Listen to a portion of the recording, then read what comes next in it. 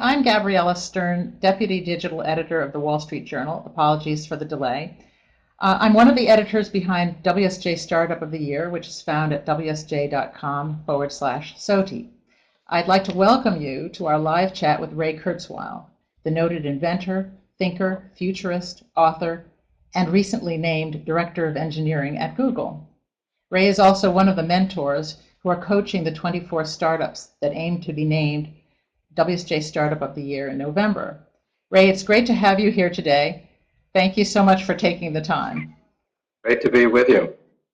Very exciting companies that I read their profiles.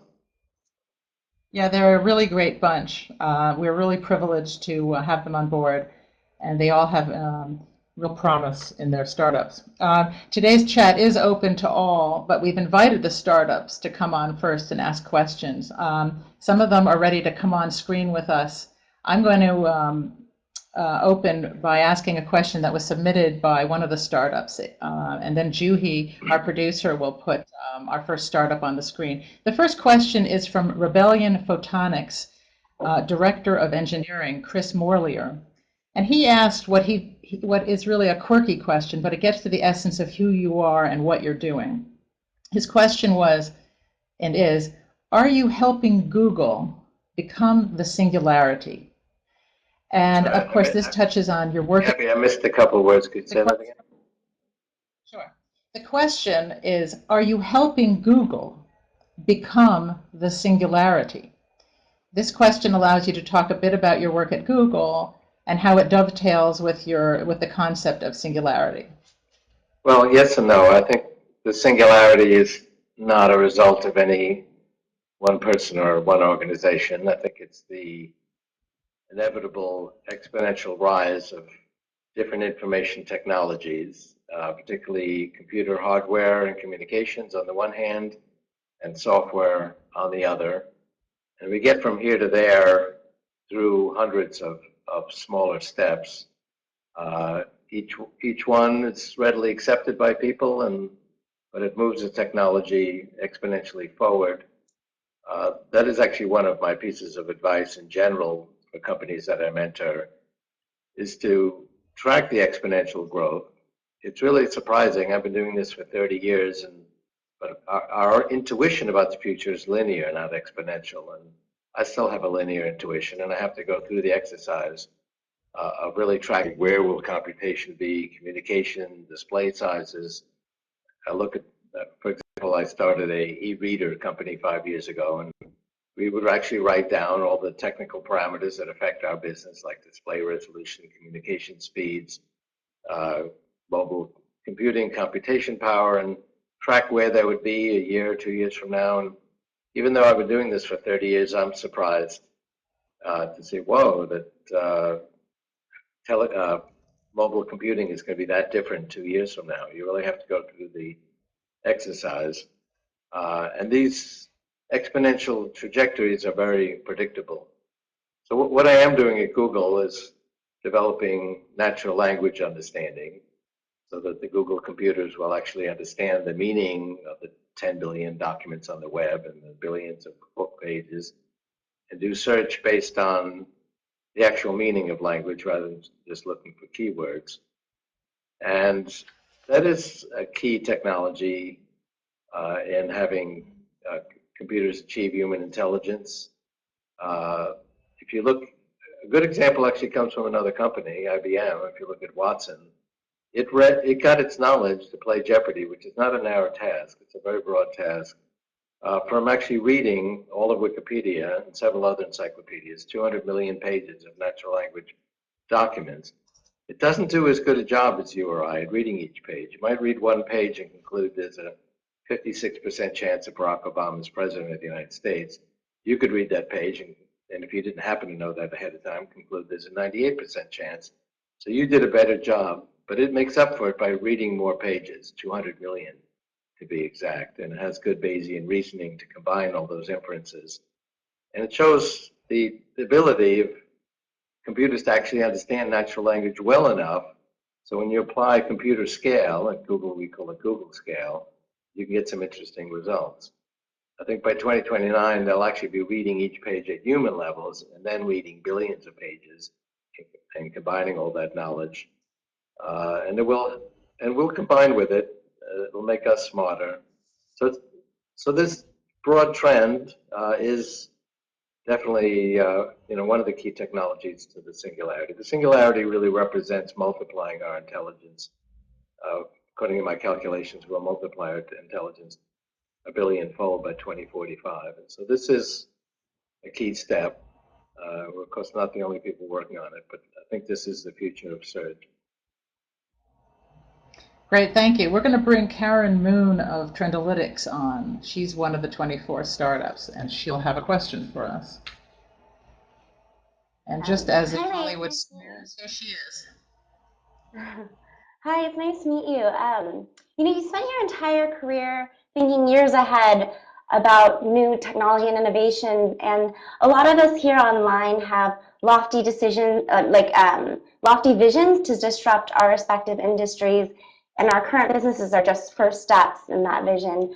I think the challenge for a lot of us is to figure out how and when people will adopt innovative technologies, and I was wondering how you think that we should think about balancing a long-term vision with a disciplined execution strategy for product market fit today. Well, I think part of your question implies an issue of timing. That's why I got into trying to project technology trends, was really to time my own technology projects. I started this in 1981. And of course, the speed of innovation is getting faster and faster. I mean, if you look back even 4 years ago, most people didn't use social networks, wikis, blogs. It sounds like ancient history. That wasn't so long ago. But even in 81, things were moving quickly. And I realized that my projects had to make sense for the world that would exist 3 or 4 years from now, because that's how long it might take for us to get the project off the ground. It's like skeet shooting. You can't shoot at the target, you'll miss it. And I do advise, as I mentioned before, really studying these technology trends. I talk about this whole process in my book, Singularity is Near. That was 2005. I updated these exponential graphs in the book that came out last fall, How to Create a Mind. If you go to singularity.com, we have all the data online, and you can access it.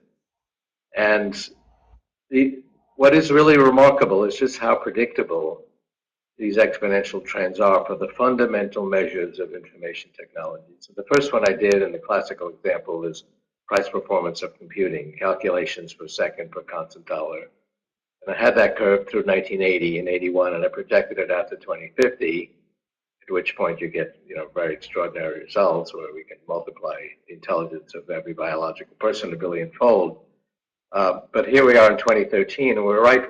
The curve is right where I had projected it, over 30 years ago. So these are very predictable trajectories. They're surprising. Halfway through the Genome Project, mainstream biologists, including Nobel Prize winners, were declaring the project a failure because halfway through the 15-year project, only 1% of the genome had been completed. My reaction was, no, we're right on track because it's an exponential trajectory. And 1% is only 7 doublings from 100%. Like when you get to 1% of a phenomenon, that's kind of the knee of the curve. Now you've got some traction. You very quickly, 7 more doublings get to 100%. For example, we're now at over 1% of all of our energy needs being met by solar, and it is growing exponentially, doubling every 2 years. So I would study this, and you have dilemmas where you don't have enough memory or enough speed, and 2 or 3 years from now, that becomes cost effective. Why weren't there social networks 8 years ago? Because Mark Zuckerberg was still in junior high school?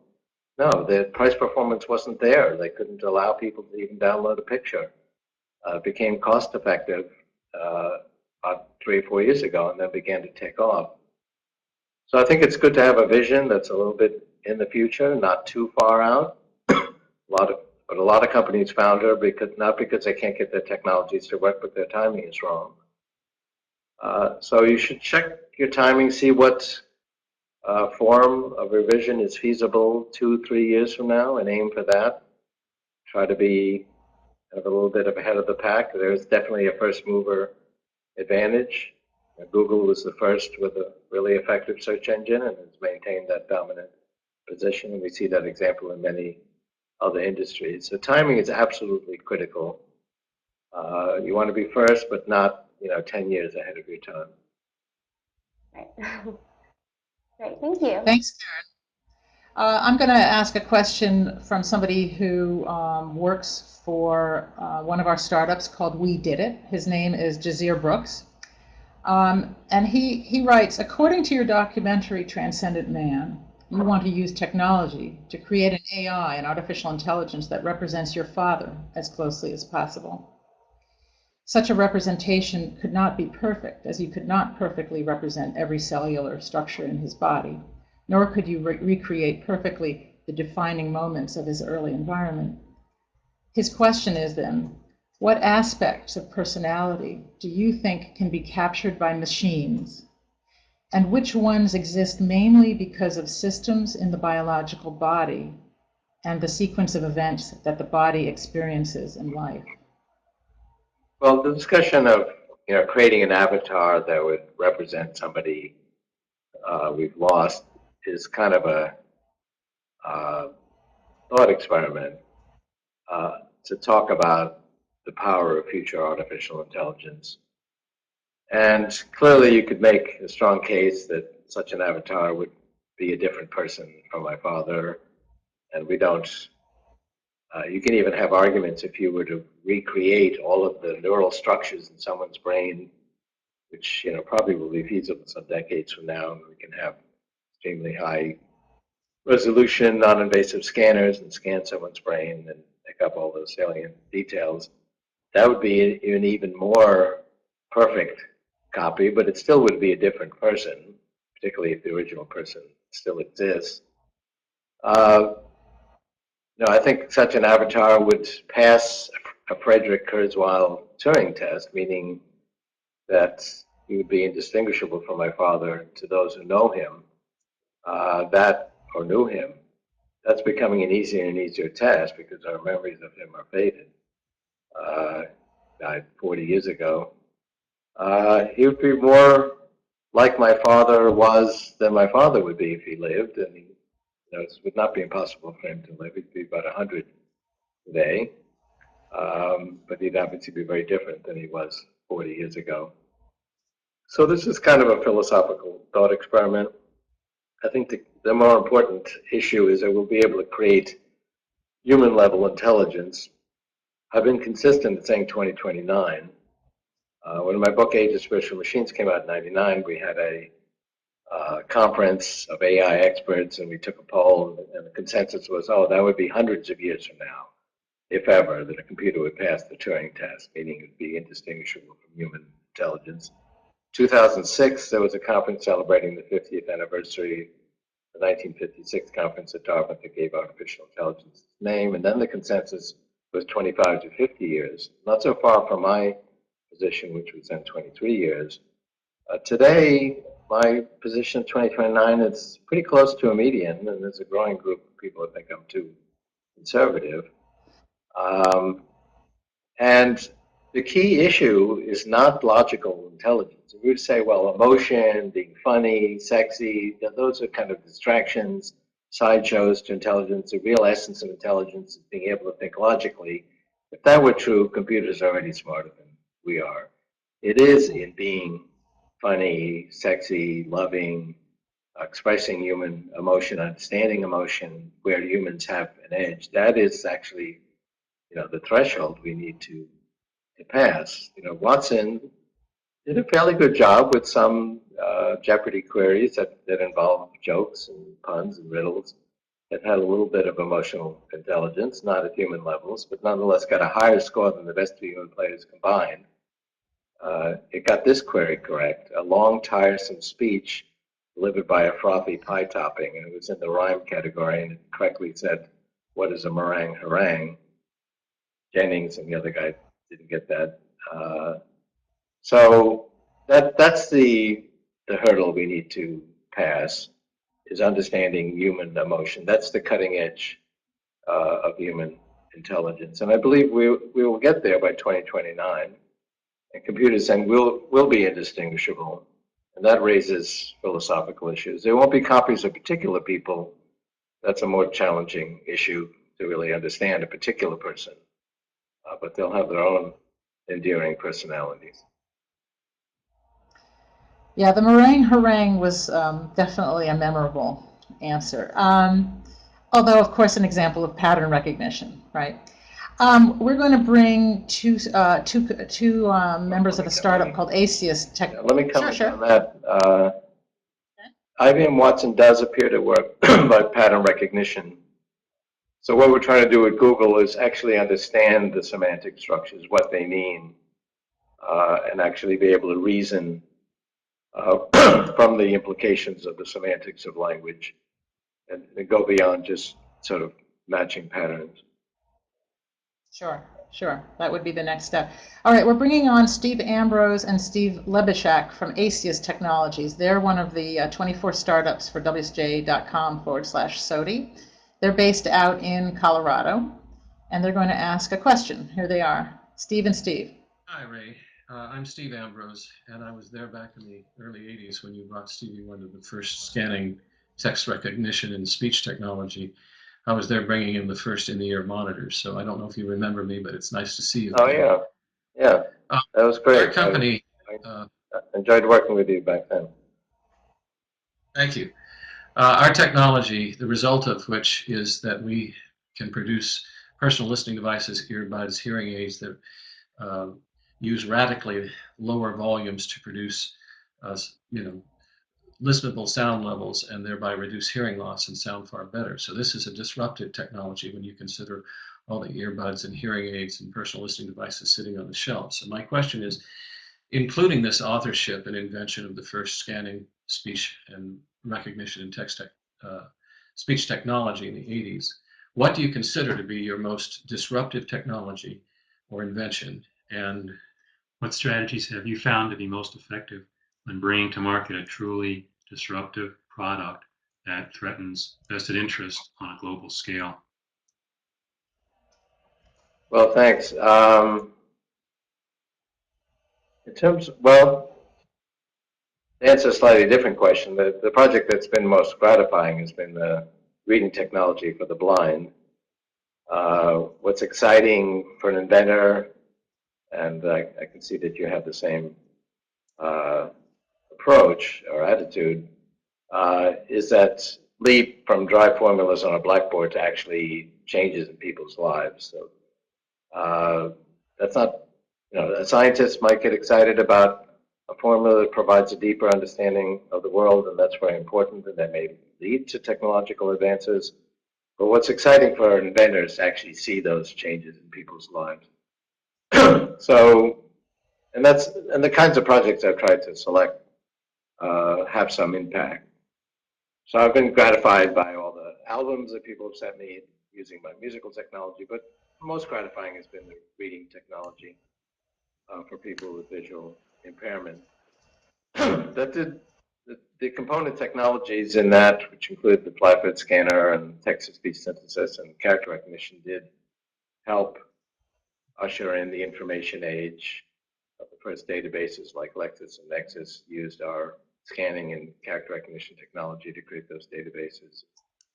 So the sort of transforming the world of print that Gutenberg ushered into digital form that we could then process intelligently,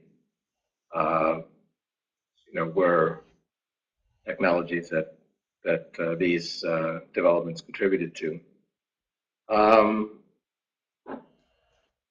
You have to have a vision. Our character recognition took and scanning took quite a while to catch on. We developed it in '74 and '75. It really wasn't until the early '80s that these technologies really began to catch on, because things moved more slowly back then than they do today. And it was in the early '80s that I began to then actually look at this issue of technology trends and being able to anticipate them. Being an entrepreneur is a little bit different than being a student. If you're a student, you might get an F at the end of the semester. But the only person that can give you an F is yourself. Persistence pays off. Failure is just really success deferred if you have the right vision, because you don't want to be tilting at windmills and pursuing a vision that's apocryphal. But if you really believe in what you're doing and can see an important need that the world has that your technology fulfills, then keep at it. Keep taking advantage of the law of accelerating returns to make your product better. Find opportunities like this one to get your message out so the world understands what you're doing. But passion and belief in your own vision, it has to be very real in your own mind.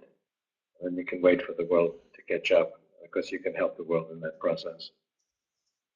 Thanks, Steve and Steve. Ray, I want to just ask you a related question, which is, do you get excited about startups when they approach you that are low tech, or are you mostly interested in, let's call it, this is a very broad word, but high tech? So some of our startups, some of the 24 are low tech. We have one that is making a new kind of popsicle. We have others that make different kinds of garments. Most of them, though, have some innovation, some technological innovation attached to them. Do you ever get excited about the low-tech startups that pitch you or that you meet? Well, I think the use of technology is not necessary. The whole idea of an innovation is that it's a new idea. It doesn't have to use technology. It needs to meet an important need that's unmet with some unique approach. The advantage of using technology is that technology is changing, and you have this exponential growth of the key parameters, price, performance, capacity, bandwidth of information technologies. So that creates new opportunities. Just as when the price performance of computing and communications reached a certain point, social networks became feasible. 15 years ago, search engines became feasible and also needed because the information on the web was exploding. So, if you look at my graphs, it's just very smooth graphs, but there's dramatic new opportunities for innovation at each point. So with low tech, you don't have that. That doesn't mean you can't come up with new ideas, and that would be exciting. It's just harder to come up with new innovative ideas. Low tech implies that the technology is not evolving at this exponential pace.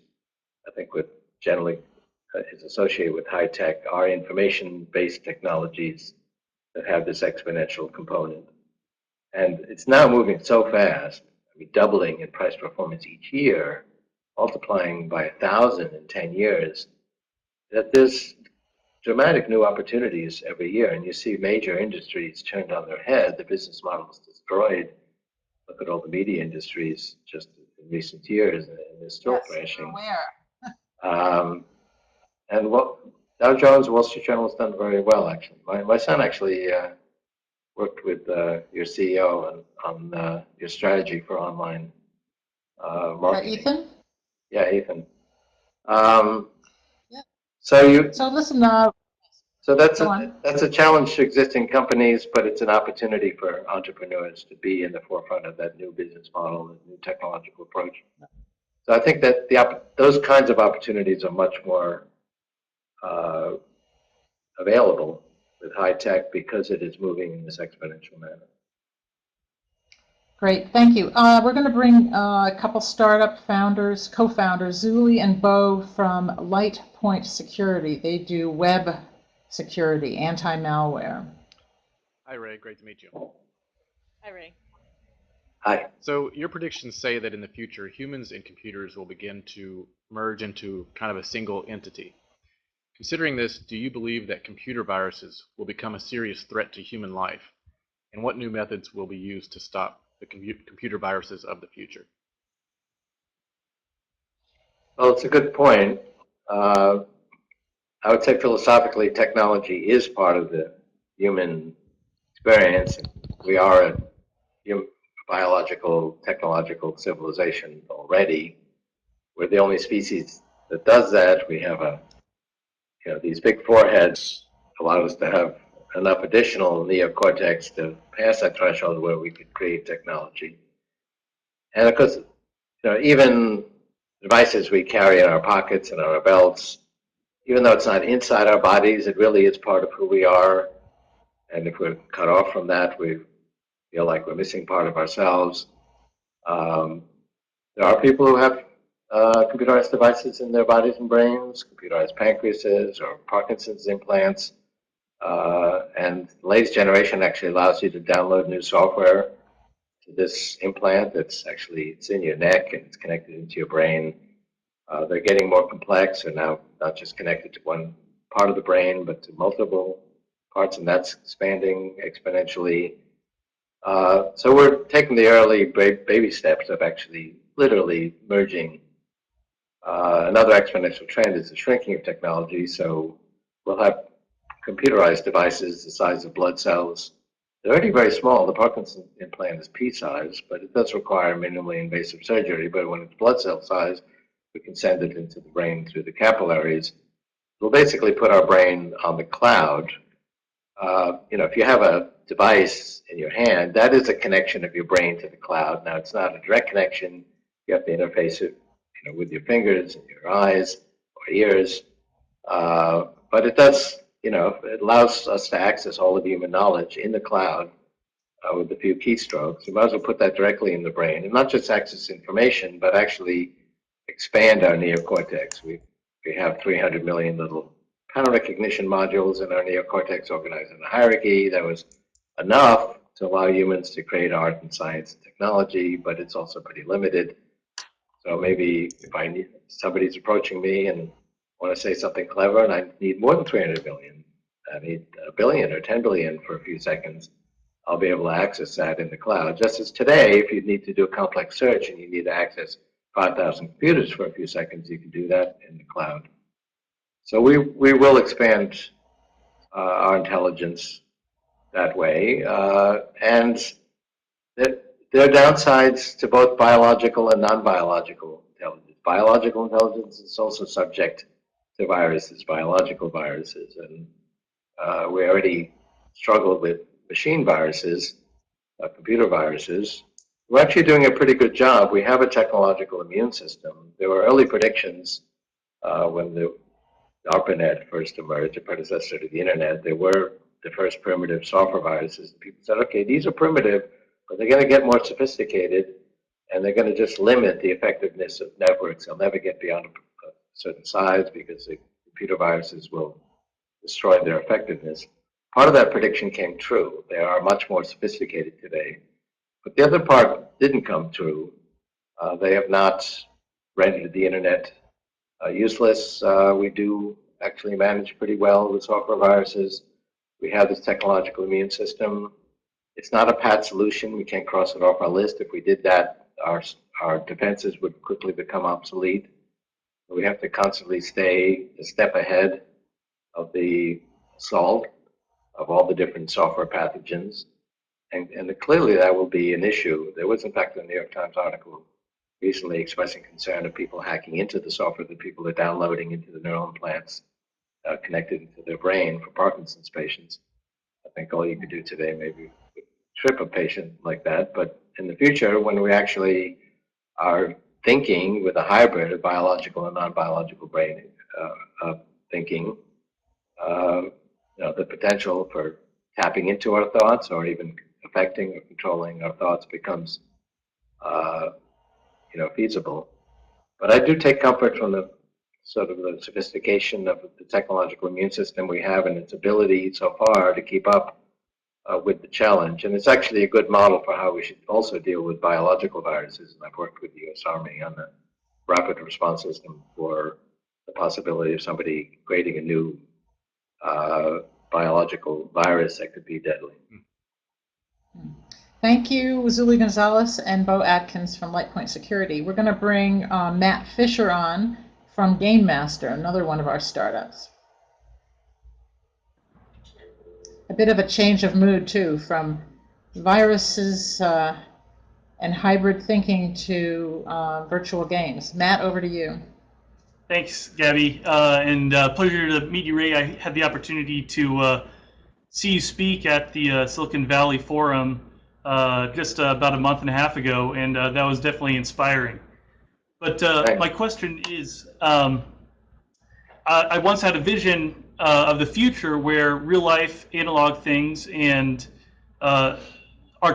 these real-life analog things are connected to a real-life or to the digital data that is corresponding to that real-life thing. In some ways, this is true today, but in the future, there will be a seamless transition between the analog and digital worlds ubiquitously. In Game Master, we are gradually breaking down that barrier by creating games that place digital information in the real world, and players have to go and find it, snap it, and do it. We're making this process easier and fun by putting it into a game, but from your perspective, how do you think technology will continue to diminish this barrier between the digital and analog worlds? Well, I think that's what gaming is all about, is to sort of merge our biological reality, which is, well, our brain is digitally controlled analog. Our brains use both analog and digital information. Our bodies clearly are also both digital and analog. Our genes are digital information, but they translate themselves into many analog dimensions. And that's what gaming allows you to do. And gaming is really the cutting edge of the advanced guard of virtual reality. In a game, you're put into a virtual environment. And in the future, these virtual environments will be very realistic. So here, using Spreecast, we have a contemporary form of virtual reality where we're together in a virtual space. These will be more and more realistic in the future. It'll really feel like we're together in a living room, or sitting on the floor on the Taj Mahal, or taking a walk on a virtual Mediterranean beach. And I do think gaming is set to become full immersion, and these environments will become more and more realistic, and ultimately will be indistinguishable from real reality. And there's already ways you can simulate touching. They're primitive today. In the future, in the 2030s, when we can put these nanobots inside our nervous system, we can actually feed into the brain the signals that would be associated with the virtual environment, and then virtual reality will go inside the nervous system rather than being external. The very next step is, putting it in your glasses, things like Google Glass. It's just the first generation. That's not really virtual reality. It just puts information up on a virtual screen, but ultimately it can be full immersion, put you in a full virtual or augmented reality environment. But then in the 2030s, as I mentioned, it'll go inside the nervous system, and then it can feel totally realistic. Just you'll be able to do anything that you do with people in real reality. But the advantage is you'll have a million virtual environments to choose from.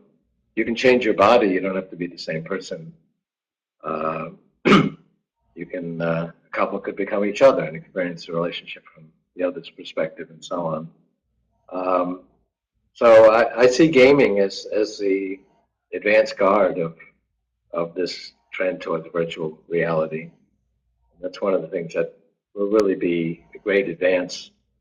It has tremendous educational opportunities using kinds of technologies we're using right now. Kids in Africa are already taking courses at Stanford and MIT and other top universities for free. It's a great leveler. There's, by the way, a big revolution coming in the business model of higher education as a result. So I think the kinds of things you're trying to do are really contributing to a very important trend of expanding our ability to experience the world by either augmenting it with augmented reality or completely bringing us into virtual environments. Yeah, thanks so much. Ray, at what point does this incredible leap forward in virtual reality in games become dangerous? For instance, virtual reality with tactile feedback, or the nanobots. At what point is it less benign and more malign? Well, actually, one of the challenges today in going into full immersion gaming, because I've talked to some companies that have technologies that could do this already, is you're going to have some 12-year-old kid who's in this virtual environment and is fighting the aliens and then knocking over a lamp in real reality and starting a fire. So there is actually a significant liability issue. So we have to actually, in order to deal with that, provide some link back to real reality so you can make sure that you're not causing a problem. These technologies are double-edged swords, and they always have been. Fire kept us warm and cooked our food, but also burned down our villages. The issue of software pathogens, software viruses and so on, as these technologies become more ubiquitous and more interwoven in our lives and actually go inside our bodies and brains, becomes a very real one. And it's not a pat solution to say, oh, we'll have antiviral software, but we need to actually put a very high priority in combating these kinds of problems. I think actually inherently, though, virtual reality is safer than real reality. If you're with someone in a closed room and you can't escape and they're presenting a danger, well, that's a very difficult situation in real reality. In virtual reality, you can hang up on them. And telephone is virtual reality. You're in a virtual space, at least as far as talking is concerned. If something happened in this kind of chat that you are uncomfortable with, you can hang up. Now you can imagine situations maybe where you can't because the software is running in your brain and you can't turn it off. So I mean, it's not foolproof, but in general, virtual reality is safer in that way because you have more control over the situation. Just the idea of hanging up on the first virtual reality, which is on the phone, applies. So, in your gaming, if you're getting a situation that you're uncomfortable with, you can stop the game. I think that's actually an important principle to maintain in virtual reality. Thank you. Thanks, Matt. We're going to bring Sunpreet Bhatia on from My City Way, which is another one of our startups. Sunpreet? Thank you, Gabby. Yes. It's a true pleasure to spreecast with you, Ray. My question is, I would like to ask you about the concept of technical debt as it relates to scalability. Startups typically launch a minimum viable product first, and the primary area they cut corners is in scalability. So what is the right time in the life cycle of a startup to invest in a scalable implementation of its technology so it does not accumulate a lot of technical debt? Technical debt? What do you mean by technical debt? You mean financial debt? Yes. So whenever we say technical debt, it means that wherever technology becomes a liability of some sort at some point. But yes, it relates to financial debt, correct? But in relation to scalability. Yeah, well, creating the innovation requires much less money now than it ever did. It requires almost no money. Google was created and worked on a couple of notebook computers. It was a late-night dorm room challenge. Could they use their notebook computer to reverse every link on the web? And then based on the idea that you can evaluate scientific articles by how many other articles cite that article. So for example, Einstein's paper on special relativity had more citations than any other scientific article, so we can conclude that it's an important paper. And they applied that principle then to search, so we can tell that a web page is important if a lot of other web pages are pointing to it. But in order to do that, they have to reverse every link on the web. And it's kind of a bit of late-night dorm room bravado that, I can do that on my notebook computer. So Larry Page and Sergey Brin actually did that, and they had a working search engine that worked quite well, and it spread down the hallway in their dorm, and then to the whole dorm, and then to all of Stanford, and then to other universities. So they created the technology and demonstrated it and had very enthusiastic users who were passionate about it with no money at all. Facebook is similar. It started a few notebook computers and $19,000 in capital. But then when you want to scale it up, it requires significant money. That's become the role of venture capital. You know, if you need a little bit of money in that early stage, there's very well established angel capital today. But venture capital really is designed to identify, you know, these promising technologies that have demonstrated some value and now need to scale up to a large market. And so they became very active in both Facebook and Google, and that's really the goal.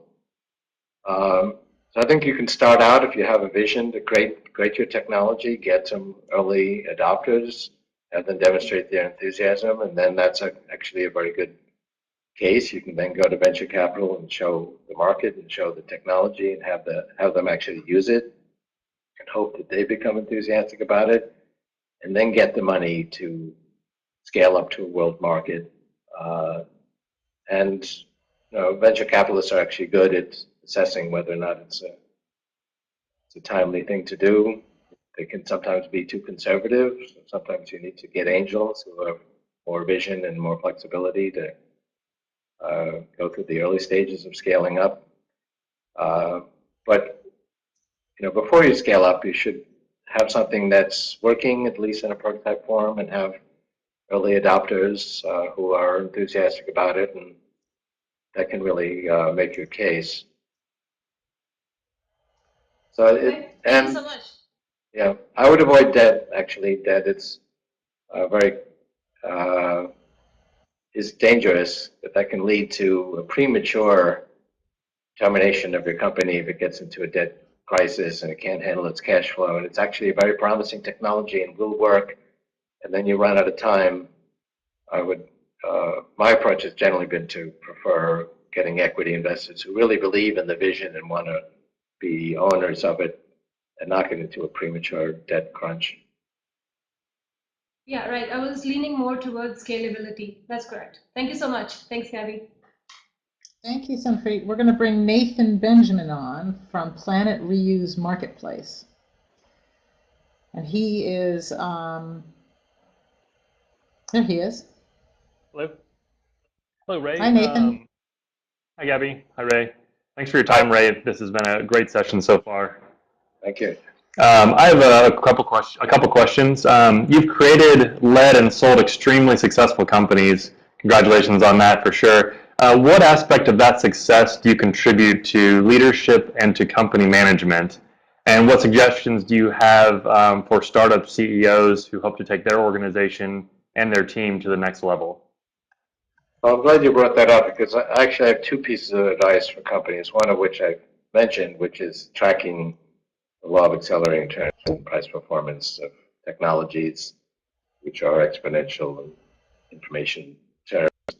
But the other one relates to your question, which is group dynamics. And I would say, I mean, in my mentoring experience, probably half of the companies that really had a good idea, a market, they had the technological skills to carry it out. Perhaps they actually did carry out some of it, but then were really destroyed by group dynamics that wasn't working. Schism in the organization, or problem personality, a CEO that alienated the group, and so on. Sort of group dynamics is difficult. I've actually worked with a partner, Aaron Kleiner. We founded all of our companies together, and he studied what's called organizational dynamics at MIT. It's a whole discipline about how you can create groups that work well together, and there's actually a lot known about it. And it's hard to summarize that all in 2 minutes, because you could take a whole PhD in that subject. But some of the principles are, first of all, keep that in mind as you put the group together, and try to get a group of people that you think will work well together and with the personalities work well. And where each individual has a personality that can work in a group, and the CEO should be collaborative. We have organizations now that are much more that are much flatter, where there's a sort of top-down military-style leadership. We really try to get a consensus. Monitor the group dynamics. If there's a problem, you can actually bring in experts. I've brought in organization experts, which are like group psychologists that come in and actually help assess problems and try to resolve them. Have a lot of feedback in all directions, peer-to-peer, have people have encouraged feedback in the upward direction, where supervisors get feedback from the people they're managing. So there are a number of principles to try to make a group work well together, and the primary advice is to really pay attention to that. A lot of groups don't think about it at all.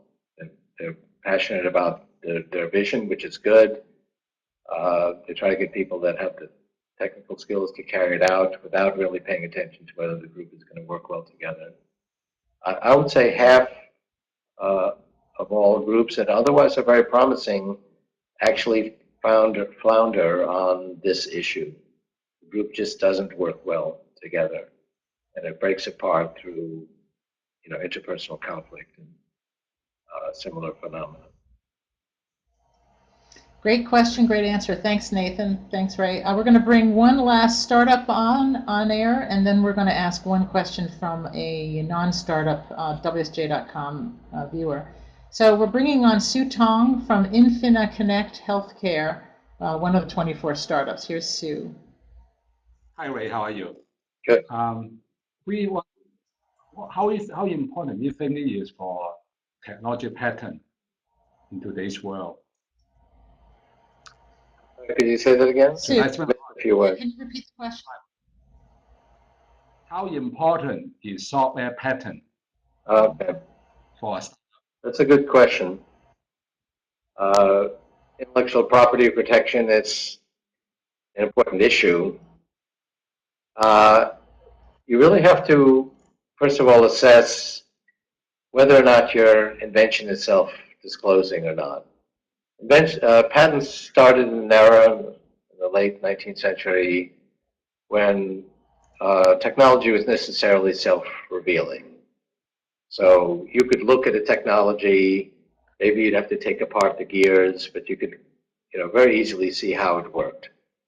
And so the only way to protect it was to protect the ideas, and patent protection was invented to do that. Today you have an era where technology is not necessarily self-revealing. Software, it's in object code form.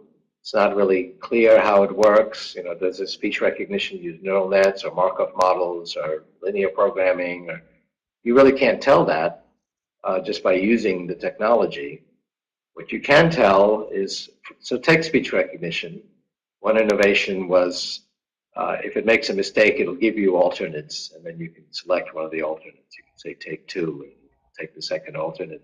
That's an idea. That's self-revealing because it's part of the user interface.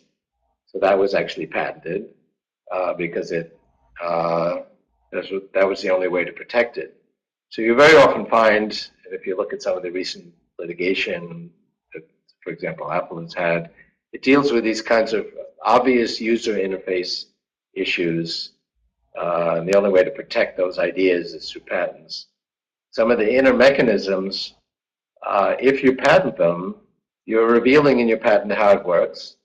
Someone could then learn from that and actually copy it. Now they're infringing the patent when they do that, but you'd never know it because if they then use it, you can't really tell that they're infringing your patent because you can't tell how their technology works.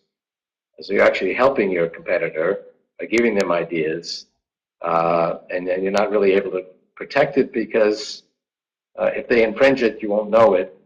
And if you could somehow figure that out, it'd be very hard to demonstrate that to a jury. So these are all judgment calls. There's no easy answer. If you really have a fundamental breakthrough that's unique and you think you can figure out a way to show that an infringer is infringing, then it would be valuable to protect it. But very often people avoid protecting these kinds of non-disclosing aspects of technology, which is a new issue really that comes with software, because before software, all of technology was necessarily self-disclosing. So the alternative then is to protect it through trade secrets. There's actually a body of law about trade secrets where someone steals a trade secret, you can go after them, similar to going after someone for infringing a patent. It's a little bit more difficult to protect trade secrets and patents. On the other hand, you don't have to actually disclose your methods. That's the whole idea of keeping it a trade secret. You keep it secret. The whole idea of patents is that you disclose the key ideas. So you really need to take this into consideration. But that's a key issue now with software, is to whether or not you want to protect it through patents, which require disclosure, or trade secrets, which allow you to keep it secret. So those are some of the key issues I would consider when thinking about whether or not to patent software. Great, thanks, Ray. Thanks. Very good. Our last question is from a WSJ.com viewer named Adam Qureshi, and he asks, Ray, would you please explain Moore's law in layman's terms?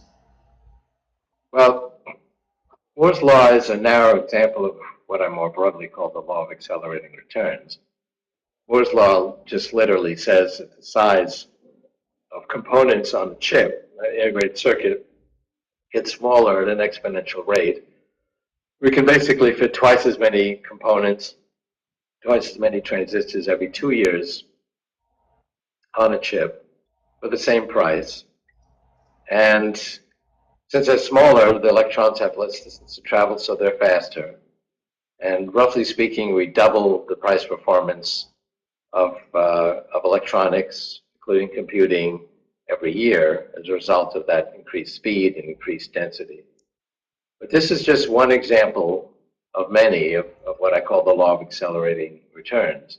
Now, if you look just within computation, Moore's law was the fifth, not the first paradigm to bring exponential growth to computing. We went through electromechanical calculators, relays. Alan Turing cracked the Nazi Enigma code with a relay-based computer. Vacuum tubes. CBS predicted the election of Eisenhower in 1952, the first time the network did that with a vacuum tube-based computer. Then transistors, which were used in the space launches of the 1960s. And then we went to chips, and then Moore's law. So sometimes people talk about Moore's law as if it were synonymous with this exponential growth, which it's not. It's just one example. There's been regular predictions that Moore's law will come to an end, which it will. Gordon Moore originally said 2002, until now it says 2022. At that time, the key features of a chip will be about 4 nanometers, which is the width of 20 carbon atoms. Around that time, we won't be able to shrink them anymore, but before that time, we'll go to the 6th paradigm. As one paradigm comes to an end, creates research pressure to create the next paradigm, and the next paradigm has been underway for some time, which is self-organizing 3-dimensional molecular circuits. Talk to Justin Ratner, the CTO of Intel. He'll show you working models of early prototypes of this kind of circuitry. They predict the crossover will be in the teen years, well before we run out of speed with the 5th paradigm, which is Moore's law. And even all of computation is not the full scope of exponential growth. It's true of other information technologies like communications. Biology, now health and medicine was not an information technology up until recently, but the genome has been the enabling factor to turn all of health and medicine into an information technology where we can reprogram the software of life. Physical things are going to become an information technology with the advent of 3-dimensional printers. And the key features of 3-dimensional printers, like the feature size, is improving at an exponential pace. So Moore's law is one example of many of what I call the law of accelerating returns. It deals with the shrinking of components on a chip, and that'll be replaced with another paradigm within a decade. Great, thank you, Ray, and thanks to Adam for the question. Before we wrap up, I'm just going to remind everybody that we at WSJ Startup of the Year, we tweet at WSJ Startup. We use hashtag WSJ SOTI, as in Startup of the Year. So please tweet on and tweet at us. Tomorrow morning, we're going to be announcing the first 4 startups that will be cut from the process. It was a terribly difficult decision. You'll see today we have the debate video among the editors, trying to figure out which of the four should go.